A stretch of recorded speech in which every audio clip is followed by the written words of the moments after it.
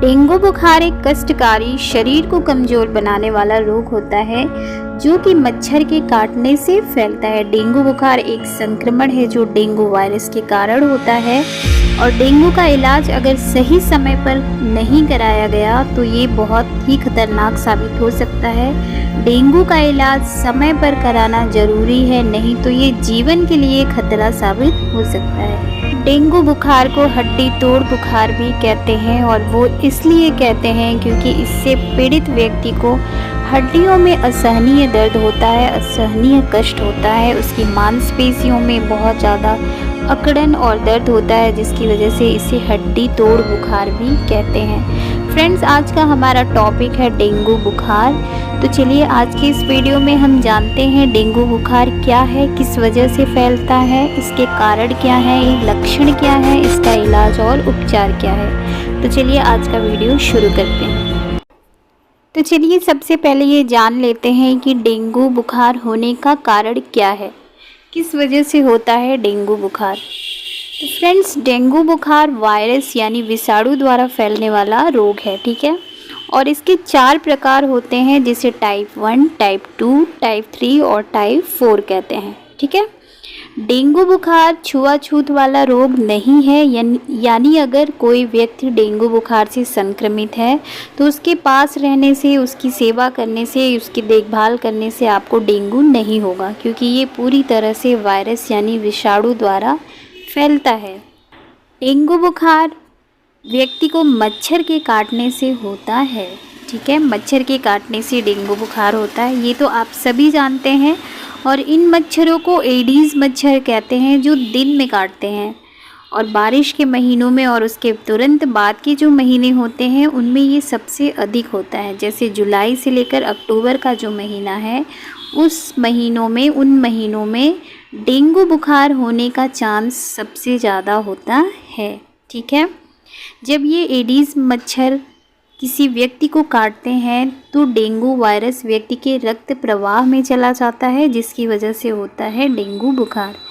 और फ्रेंड्स, अगर किसी व्यक्ति को डेंगू है यानी वो डेंगू से संक्रमित है और उसे एडीज मच्छर ने काटा तो वो उसके खून को अपने अंदर चूस लेता है, जिससे डेंगू के वायरस उसमें चले जाते हैं, तो मच्छर भी संक्रमित होता है। और अगर उसने किसी स्वस्थ व्यक्ति को काटा तो वो डेंगू के वायरस स्वस्थ व्यक्ति में चले जाते हैं, इससे भी डेंगू होता है, ठीक है।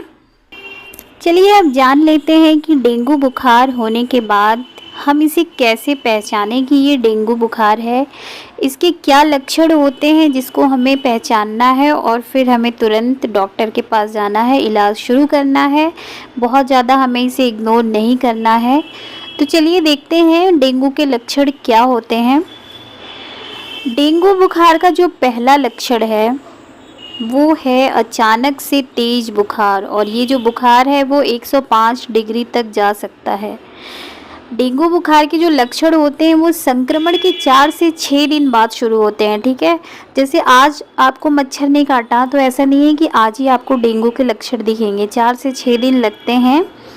और इस तरह से 4 से 6 दिनों में लक्षण दिखना बिल्कुल शुरू हो जाता है।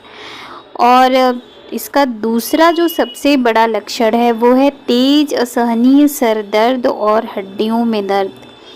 अगर आपको डेंगू बुखार है तो असहनीय सर दर्द होगा, आँखों के पीछे असहनीय दर्द होता है और हड्डियों में असहनीय दर्द होता है, तभी तो इसे कहते हैं हड्डी तोड़ बुखार।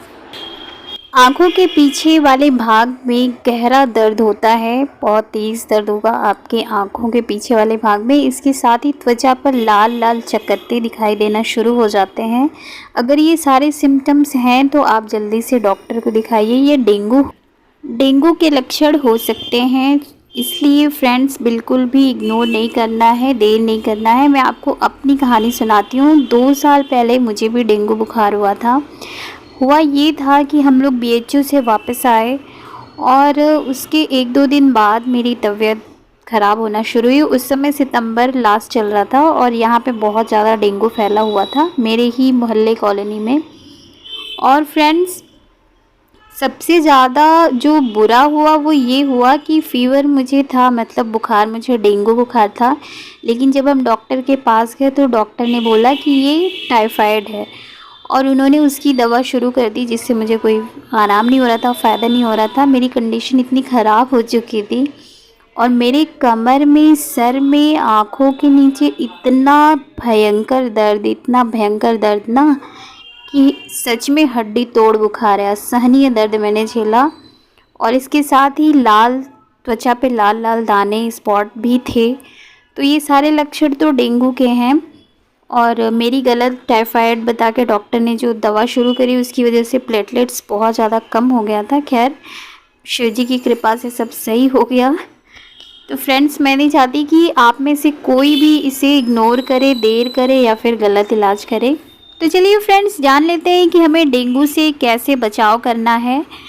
तो हमें रखनी है सबसे पहले साफ़ सफाई का पूरा ध्यान रखें। कहीं भी पानी इकट्ठा होने ना दें। यहाँ तक कि ये भी नहीं कि पानी साफ़ है ये सोचकर हमें पानी इकट्ठा करना है, ऐसा भी नहीं करना है। चाहे कूलर हो, फूलदान हो, गमले हो, ऐसा होता है नहीं, कुछ गमलों में पौधे होते हैं, कुछ खाली पड़े होते हैं, बारिश का पानी आया और उसमें वो पड़ा हुआ है, ऐसा नहीं करना है। उस पानी को गिरा दीजिए। कहीं भी हमें इस तरह से पानी इकट्ठा नहीं रखना है। उससे क्या होगा, अगर आपने पानी रखा तो आप जानते ही हैं उसमें मच्छर पनपेगा, जिससे कि डेंगू और मलेरिया जो भी हैं, मच्छरों के काटने से बीमारियों के चांस बढ़ेंगे। तो हमें ये चांस देना ही नहीं है मच्छरों को, उन्हें पनपने ही नहीं देना है। फ्रेंड्स, डेंगू का टेस्ट कराने के बाद अगर आपको डेंगू निकलता है, ये कंफर्म होता है कि आपको डेंगू बुखार है, तो डॉक्टर की सलाह पर ही अपना इलाज करें। घर पे रहने को डॉक्टर बोलते हैं अगर बहुत ज़्यादा गंभीर नहीं है तो। और डॉक्टर देते हैं जो आमतौर पे डेंगू में वो होता है पैरासीटामॉल।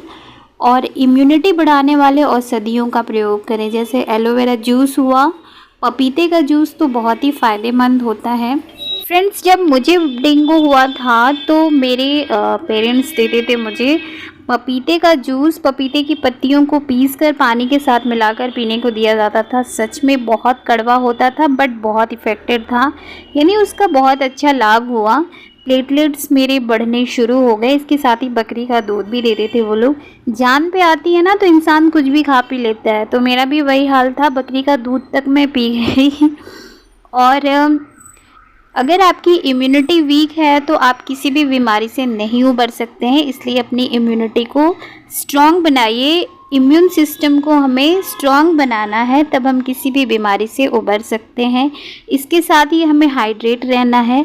खूब सारा पानी पीजिए, साफ़ ताज़ा पानी पीजिए, अपने शरीर को हाइड्रेट रखिए।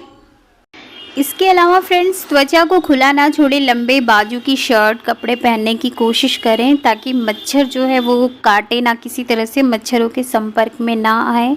मच्छर दूर करने वाली मच्छर रोधी क्रीम का भी आप इस्तेमाल कर सकते हैं, यूज़ कर सकते हैं, जिससे मच्छर जो है बिल्कुल भी पास में ना हो। मच्छरदानी लगाकर सोएं। मच्छरों से पूरी तरह से बचाव करना है। मच्छरों को भगाने व मारने के लिए मच्छरनाशक क्रीम, लोशन, कॉइल्स, स्प्रे आदि का इस्तेमाल करें। तुलसी, एलोवेरा, पपीता जैसे हर्बल चीज़ों का इस्तेमाल करें। खाने में, पीने में तुलसी की चाय पी सकते हैं, एलोवेरा जूस लीजिए सुबह शाम, पपीते का जूस लीजिए। और फ्रेंड्स, डॉक्टर के संपर्क में रहिए और इसके साथ ही समय समय पर अपना प्लेटलेट्स चेक कराते रहिए कि क्या पोजीशन है, घट रहा है या बढ़ रहा है या फिर नॉर्मल है। सावधानी रखेंगे तो आप हर एक बीमारी से उबर सकते हैं।